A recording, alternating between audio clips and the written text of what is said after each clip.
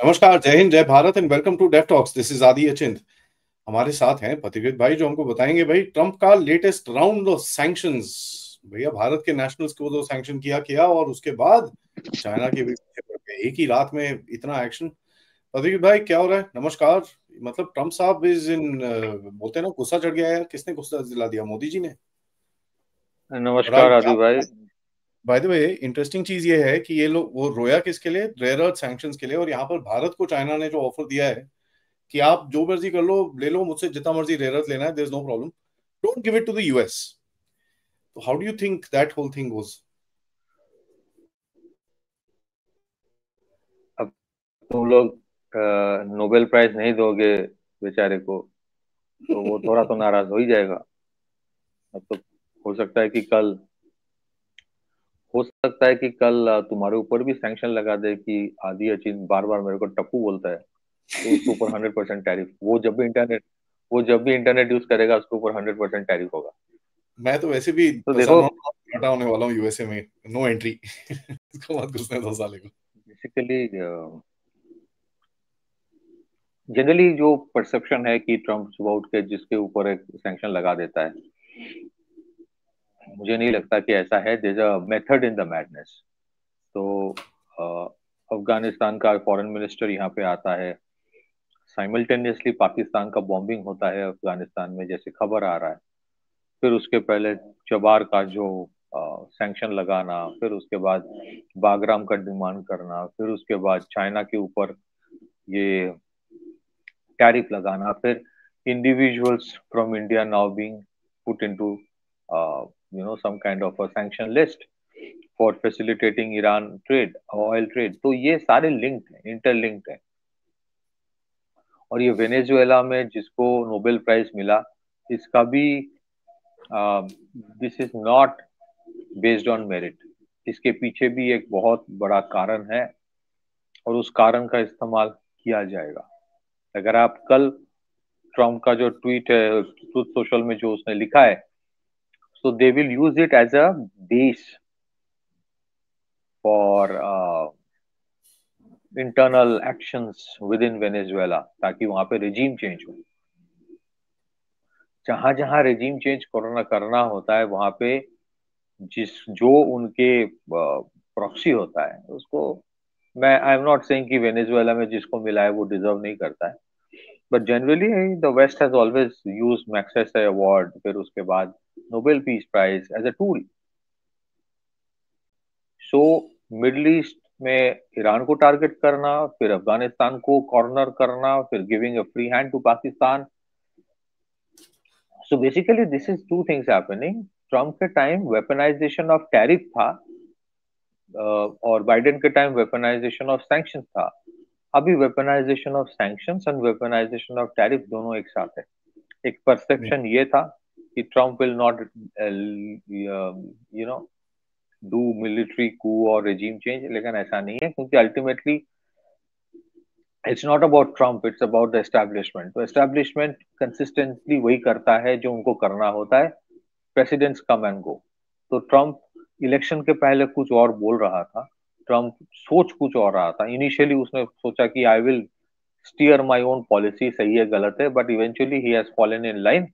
और वहां पे कुछ कुछ एक अंडरस्टैंडिंग है कि मैं टैरिफ वाला गेम तो खेलता रहूंगा, बाकी तुम्हें जो करना है करो। सो दीज आर ऑल एक जो टैक्टिक्स होता है ना, कि these are not something news which is happening. America ने हमेशा से ये किया है, कॉर्नर करो, सैंक्शन करो, टैरिफ लगा दो, फिर जो एस्टेब्लिशमेंट के खिलाफ एक पर्टिकुलर देश में उसको अवार्ड दे दो।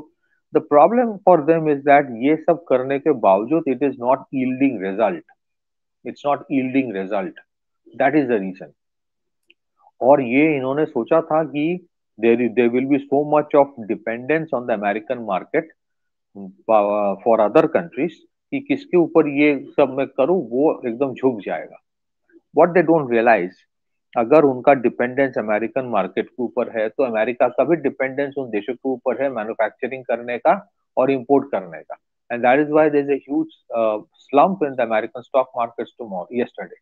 Almost, मतलब today morning, almost like $1.65 trillion they've lost. Of cost, how would you deal with this 100% tariff?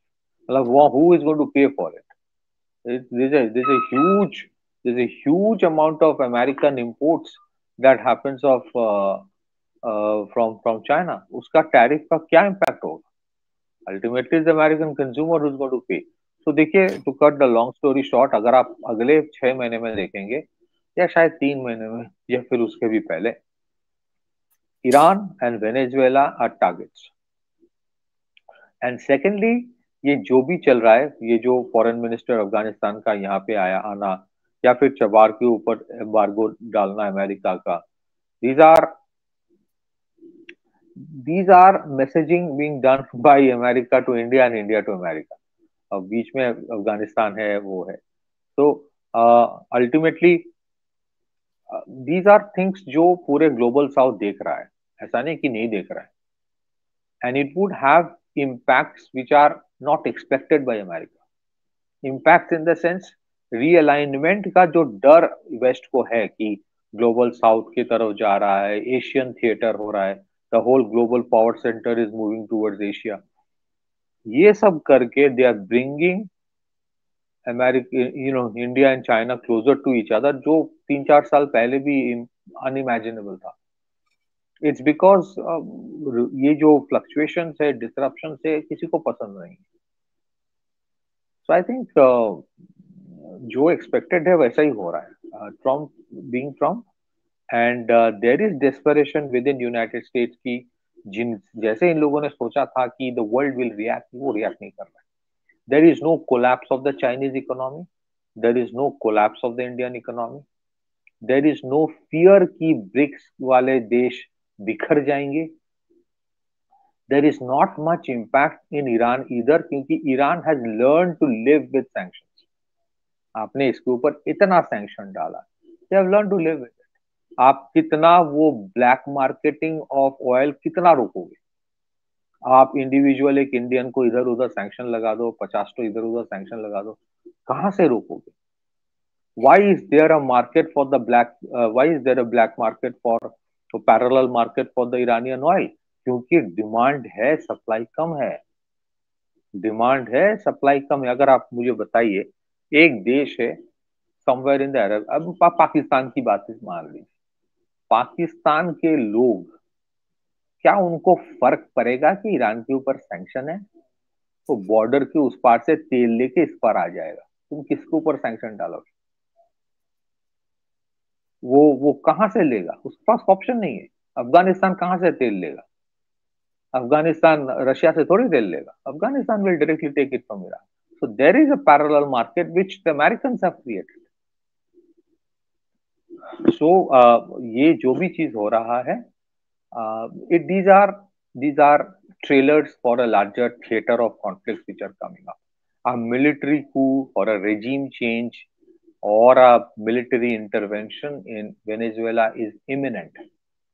Action on Iran is imminent.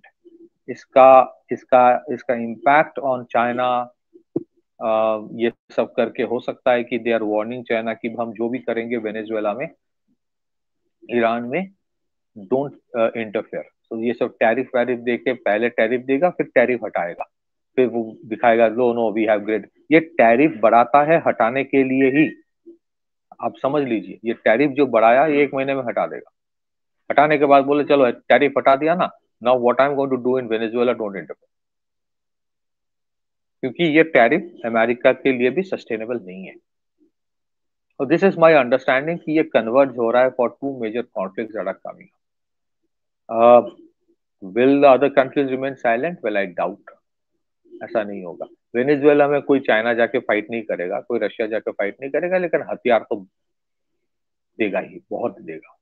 And the Venezuelans and the South American mindset भी ऐसा है कि they are fed up of these interventions. You are unnecessarily making those countries, उनके लोग थोड़ा सा leftist है, you are making them stronger. There's no need. They would have been easy to get integrated into the global economy. पर आप वो anti establishment, anti capital जो कबाल है, उसको स्ट्रॉन्ग अमेरिका ही कर रहा है. There was absolutely no need for it. Back to you. Yeah, I mean, I think that is one. I agree with you that there is a war coming. दूसरा, China पे जो अभी इसने अभी target करा है, this was expected. Everybody knew that the main target is China, of course. उसने, people have not read his moves. Look at the way he's gone inside Pakistan. China का पूरा गेम डिस्टर्ब कर दिया उसने वहां पर. Look at the way he's gone inside Myanmar, Bangladesh, disrupted the China game. Look at the way he's gone inside Nepal, disrupted the Nepal China game there. Look at the way he's hitting. Poland has stopped China का BRI. तो this was pretty much coming in. Everybody was just waiting कब आएगा ये कि China के ऊपर अभी ये हिट मारेगा. But this is going to be very interesting क्योंकि what he's done is basically isolated himself and now he's going to go after China, which is without isolating himself like India को tariff ये वो and all that, if he would have gone after China, थोड़ा बहुत इसको support इधर उधर से मिल भी जाता. But now, if he's going to go after China, everybody is going to look out for themselves because he's pretty much isolated himself. This is going to be popcorn time, भाई. बहुत मजा आने वाला है इसके अंदर. पाकिस्तान में वो जो अमेरिका घुसा है, can US dismantle the CPC in one day? नहीं कर पाएगा. नहीं, but you can create problems, do bloody all sorts of things, make it untenable for the Chinese. वो करेगा. I agree. So they are making it untenable. वो देखिए, American intervention पहले भी था पाकिस्तान में. I am not denying what you are saying. उनका जो पाकिस्तान का जो डेट है टुवर्ड्स चाइना, क्या पाकिस्तान का वो डेट अमेरिका पे करेगा? नहीं करेगा.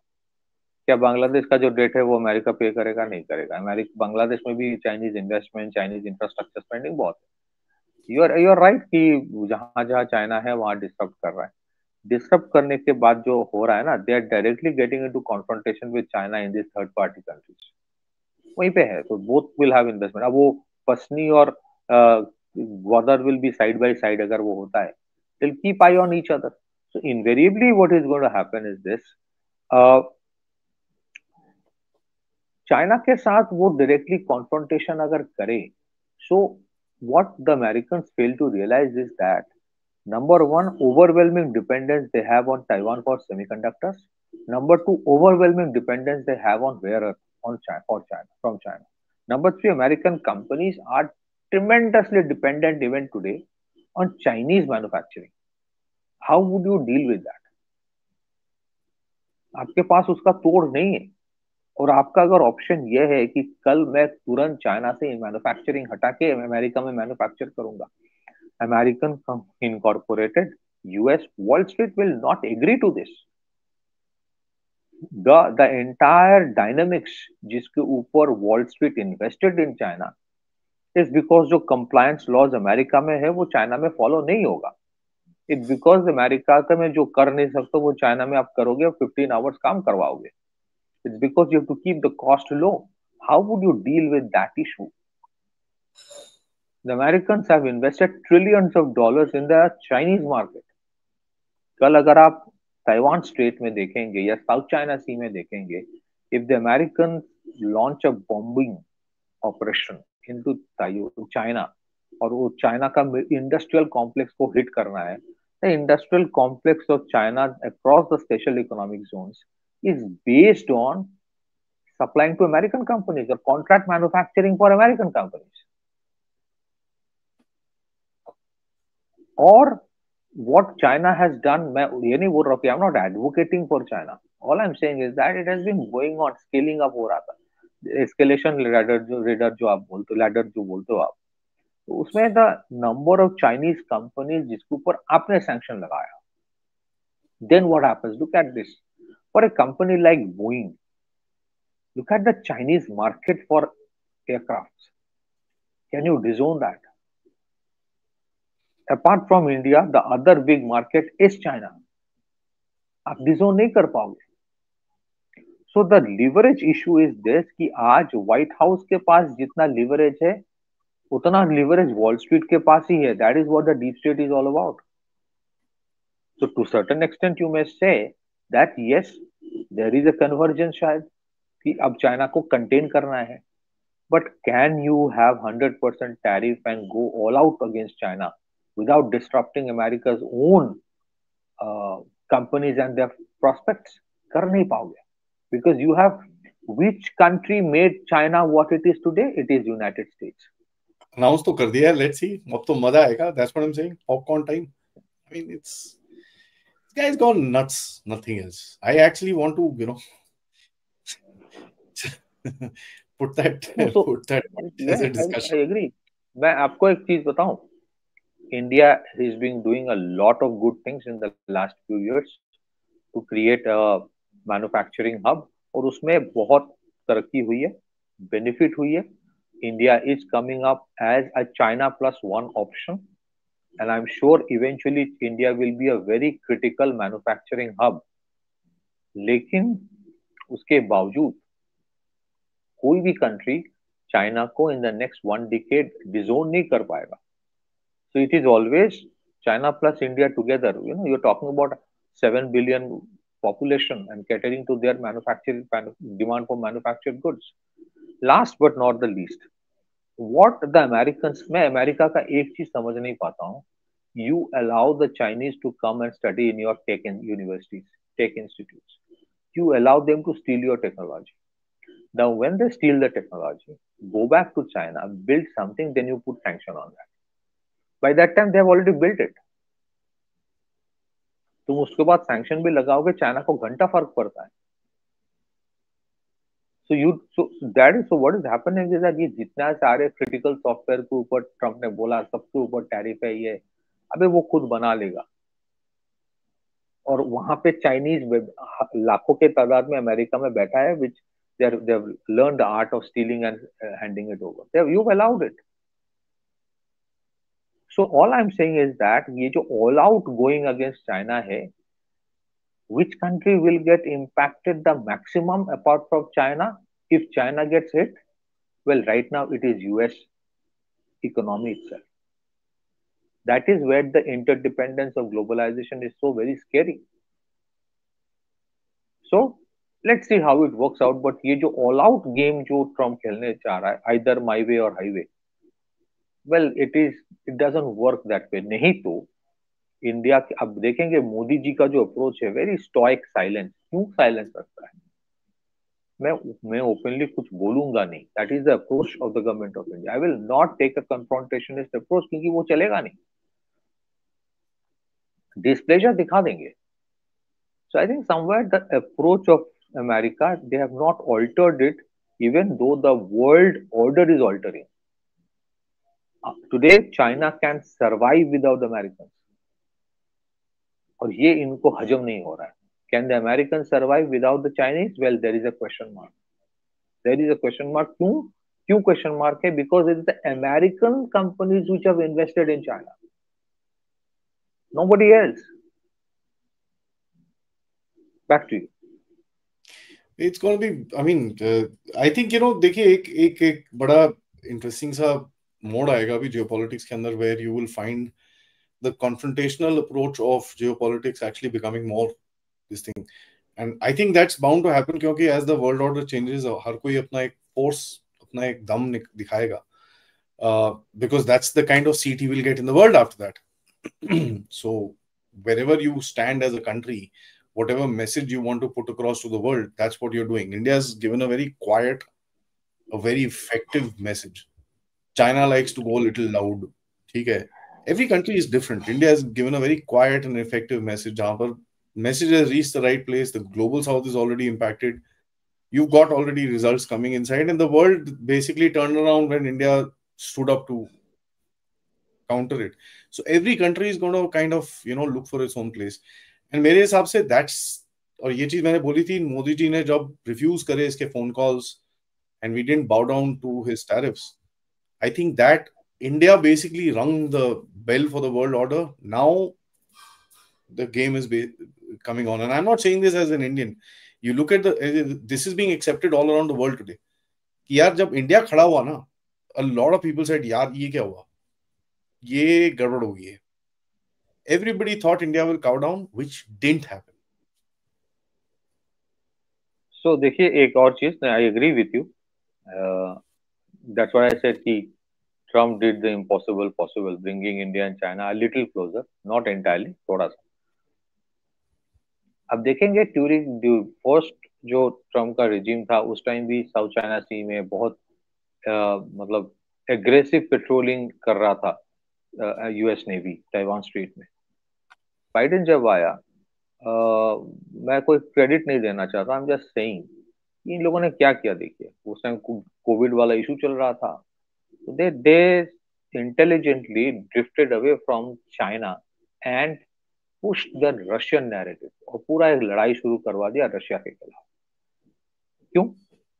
China is economically very influential आज, और चाइना का कुछ करने से अमेरिका पे इम्पैक्ट पड़ेगा। China is economically influential but militarily strong है, but not to that extent when you compare it with Russia. Russia is militarily very influential, but not economically. So it suited the establishment कि let's take on Russia first, क्योंकि उनके लिए ये तीनों ही problematic है। 3 4 5 देश, China, India, Russia, BRICS के कुछ और नेशन, और जो यूजुअल सस्पेक्ट्स उनके होते हैं North Korea, Iran. Now they realise कि रशिया भाई इकोनॉमिकली इन्फ्लुएंशियल नहीं, लेकिन उनके commodities are too important for the world. What Trump is doing a problematic thing is that they're trying to take China head on, especially at a time when US economy itself is very vulnerable. So I agree with what you said, interesting times ahead. ये जो disruption है, if a disruption happens, well, it will impact everyone, including US the most. इसीलिए Trump को Nobel prize दे देना चाहिए था। तुम लोग टप्पू टप्पू बोल के दिया नहीं। अब वो वेनेजुएला में जिसको दिया उसमें ही बोला कि नहीं, वो तो मेरे लिए लिया है, मेरे ऑनर में लिया, मैं तो जान ही पा रहा था, मैं उसको वो बोले कि on behalf of Trump let me take it. तो इस ये जो भी प्रॉब्लम वही है, ये जितने सारे हो रहा है इसके लिए आदि अचिन जैसे लोग जिम्मेदार है ग्लोबल डिसऑर्डर के लिए। अच्छा है ना यार, अच्छा है, at least we will find a place in the world order finally. क्योंकि ऐसे तो यार जिस तरह से दुनिया चल रही थी, we would have been just dragging the entire game along, and I don't think anybody would have gained out of that. So that's the game. All right, guys, thank you so much. Thank you, Pathikrit bhai, for that update. Tappu the Trump is going to be is quite I think वो उसको थोड़ा झटका लगा जब उसको क्या नाम है, नोबेल पीस प्राइज नहीं हुआ, उसने घूम के देखा, responsible sir, China, अच्छा, so that's what he did. Let's see what's going to happen, because by the way, this is an APEC summit. I forgot to put that up. APEC summit होने वाली है जहां पर south Korea के अंदर I don't know if Modi ji is going or not. I have no idea, but Trump and Xi Jinping were supposed to meet. So this is that is off. He's very clearly said, I don't want to meet anymore. So khatam ho gayi kahani. So this is going to be very antagonistic going forward. Let's wait and watch. Thank you so much for watching. Like, subscribe, and of course, if you can, do support the channel. Details पढ़िए, सारी details आपके लिए description में है. नमस्कार, जय हिंद, जय भारत.